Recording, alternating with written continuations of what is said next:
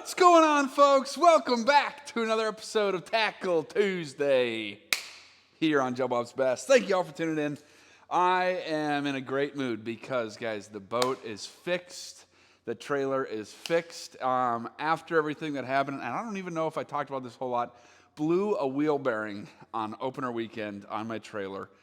Had to lift the boat off the trailer, put it on a pontoon trailer, bring that somewhere, get the trailer off the side of the road on another trailer. It was a whole mess of things. Luckily enough, knock on wood, it won't happen again anytime soon, but it was fairly inexpensive, and the boat is running just as good as ever. It's been fantastic. It pulled great with the new stuff on the trailer and whatnot. Anyways, guys, we fished all weekend. It was a slow weekend as far as the fishing goes. It was not the weather was fine. I don't even know what to blame. It was tough to catch fish. The first day we were out there, we caught a few pretty good, like a bag of 3-pounders. It was fun. It was good. And then Saturday and Sunday were a bit tougher. A lot slower bite. Caught a few little fish here and there, but really slow. So that was tough. It was challenging. Learned a lot. Every time you go out fishing, you're learning something, right? So guys, today I wanted to just touch base and talk about some new lures, new to me. I shouldn't just say new. Some of them are slightly new to the market. Most of them are just new to me that I'm just stoked out of my mind to throw in the coming weeks, months throughout the season here in Minnesota, okay? So let's just jump right into it. First off, just because I know it's kind of a craze right now, the G-Crack stuff, guys. I've got a couple here. The Bellows Gill, I've thrown mostly in like the smaller 3.5 or 3.8 inch, something like that they've got. I've got this year some of these 5/8s, the big ones. Threw one of those around this weekend. Did get a couple hits, unfortunately no bites, but super stoked to be throwing those big 5.8 Bellows Gills. This one is interesting. I actually never had heard of this until I ordered it online. The Jackmaster from G-Crack. It's like a paddle tail, but it's different. It's I'm sure there's something maybe similar out there on the market. First off, all of G-Crack stuff is stinky as heck. It is smelly, scent-infused stuff. Now these, if you can see, I'll try to show you the best I can on there. I don't know if you'll be able to see. There, maybe from the back here. There's little kind of hook keepers where the top, instead of having to pull your lure up and put it through there, there's like a hook keeper that it already just kind of fits into. Cool idea.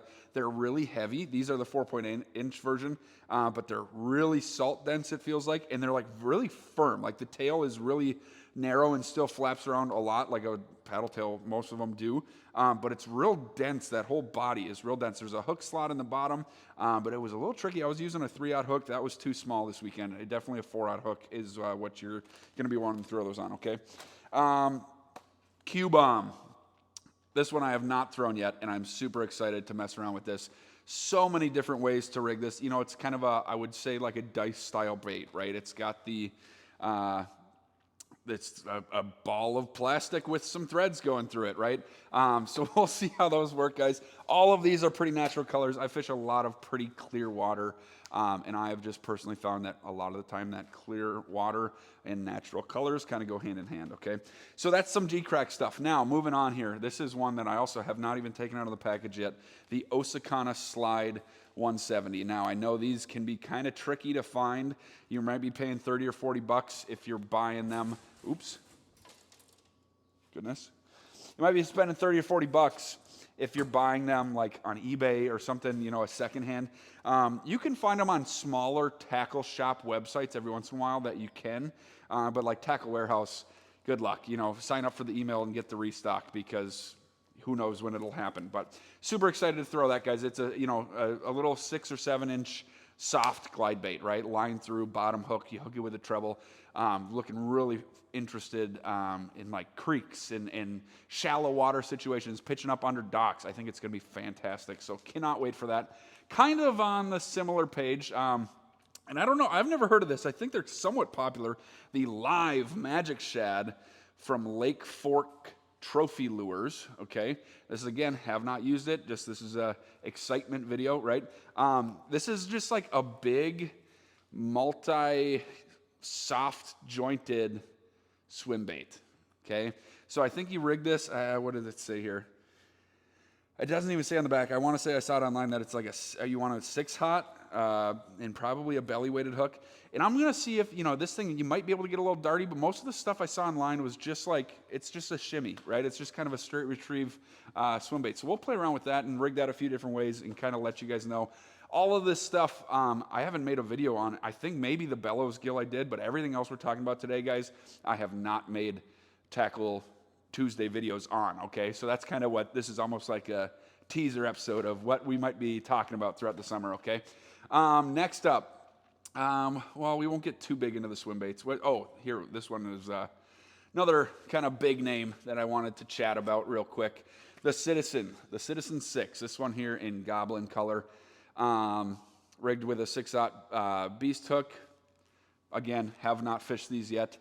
I'm always reluctant here in Minnesota to get out the big soft lures, and especially the ones that, like a Citizen, that they're, you got to get the drops kind of a thing, and you're going to spend a little bit of money on 1 or 2 lures. Because we got a lot of pike, and we got muskie too. I haven't ran into that, but those pike, they're nasty and they're toothy, and you can so easily get a tail shredded or bitten off, and just have to live with it, right? You've got some things to fish gashes and fix gashes and whatnot like that. But as far as, just getting that tail bit off or that bait just ripped to shreds, it can happen really easy. So we are going to fish some more soft swim baits this year, though, for sure, okay? Let's see here. Oh, this one. The Reins bubbling shaker. Reins bubbling shaker. I got the 10-inch, guys.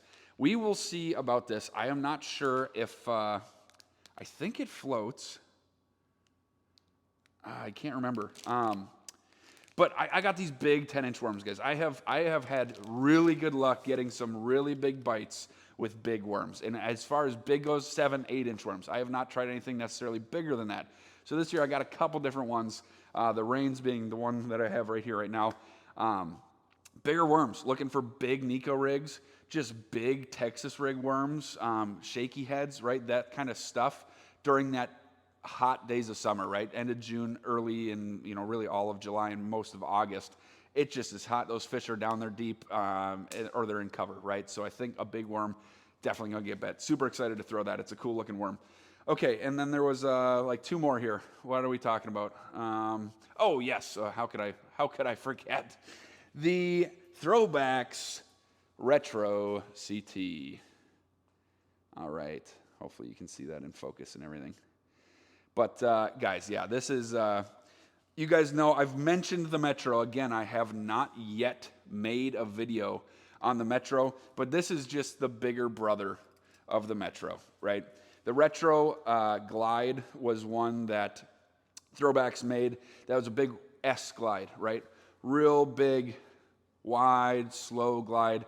And they took that and they took essentially the joint here from the Metro Glide and put it, so it's not as wide of an S. So you can get it, the CT stands for chop tune, right? Meaning you can chop this. You can still get it to glide in a nice S, but it's just not super wide like the regular Retro.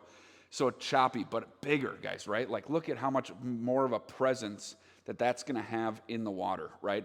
And the Metro is already a big bait at 7 inches. It's not massive, right? And that's what, you got to remember when you're throwing any kind of swim baits, guys. A 7-inch fish like this, whether it's a bluegill, a perch, even a 7-inch walleye, geez. I mean, bass eat those for a big meal, right? They're not eating them all the time. If they're in more of a snacking mood, they might be finding leeches and worms and bugs and minnows and shad and that kind of stuff, depending on where you're at. But when that fish, it's either pre-spawn, post-spawn, during the spawn, in the lull of summer, whenever they're just more lethargic and they're just looking for, that's one meal that I want to eat and then I'm good for a few days, that's that drawing power that those glides have. And a 7-inch really isn't that big when you think about it. So even though in Minnesota here we've only got, a 5-pounder is a real nice bass here, right? That chop tune, being that bigger profile, I think it's going to have some great drawing power. And even, guys, for some muskie. That is another big goal this year, is to catch our first muskie. I've been out a good amount of times over the last couple years. Not like religiously. I'm not a muskie fisherman yet, right? But we're getting there. So that is a goal this year, is to catch a muskie. Hopefully on that bait right there. That'd be fantastic, guys. So really, guys, that's pretty much it. I mean, I could go on and on about this for 3 hours. We can go through every piece of tackle that I've got sitting in my boat right now and discuss why I'm excited to use it, when I use it, all that kind of stuff. This was more